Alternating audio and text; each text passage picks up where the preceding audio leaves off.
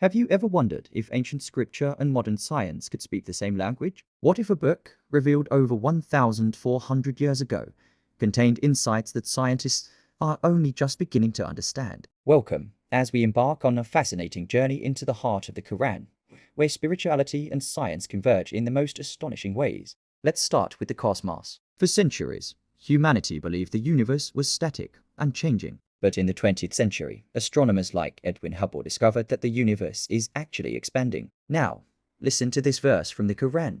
And the heaven we constructed with strength, and indeed, we are its expander. The Arabic word used, museon, explicitly means expanding. How could a text from the 7th century describe a concept that modern science would only confirm with powerful telescopes centuries later? It's a profound thought that makes you pause and consider the source of this knowledge. Now, let's dive from the vastness of space into the microscopic world of embryology. Before the invention of the microscope, our understanding of human development was incredibly limited, often based on myth and speculation. Yet, the Quran describes the stages of the embryo with remarkable accuracy. It speaks of the AL-QALB, a term that means leech-like substance, suspended thing, and blood clot. In its earliest stages, the embryo clings to the uterine wall just like a leech, and it even resembles one in shape. The Quran then details the progression from this AL-QALB to bone formation, followed by the clothing of bones with flesh. This sequence is a perfect match for what modern embryology teaches us today. Dr. Keith Moore, a renowned embryologist, famously stated that the Quran's descriptions were so precise that they must have come from a divine source. Let's move on to the mountains. We see them as majestic, immovable pillars.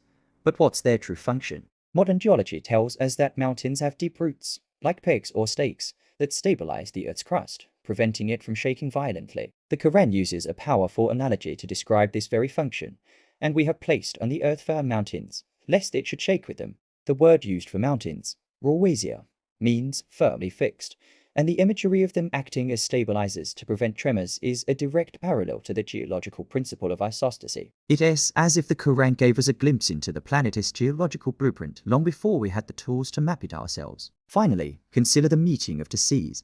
In places like the Strait of Gibraltar, where the Atlantic meets the Mediterranean, there's a fascinating phenomenon. The two bodies of water have different temperatures, salinities, and densities, and they don't readily mix. A barrier, though not a physical wall, exists between them. Now, let's turn to the Quran once more. He released the two seas meeting side by side. Between them is a barrier, so neither of them transgresses. This accurate description of a complex oceanographic principle, unknown at the time, is yet another point of stunning convergence between ancient text and modern discovery. These are just a few examples among many. Exploring the Quran through the lens of science isn't about trying to prove faith. Instead, it's an invitation to ponder, to reflect, and to see the universe from a perspective that harmonizes knowledge and spirituality. It challenges us to ask bigger questions about the source of this information and our own place in the cosmos. The more we learn about the universe, the more we see echoes of that knowledge in these ancient verses. It's a testament to a text that seems to transcend time itself. Thank you so much for joining me on this incredible exploration. If you found this journey as mind-opening as I did,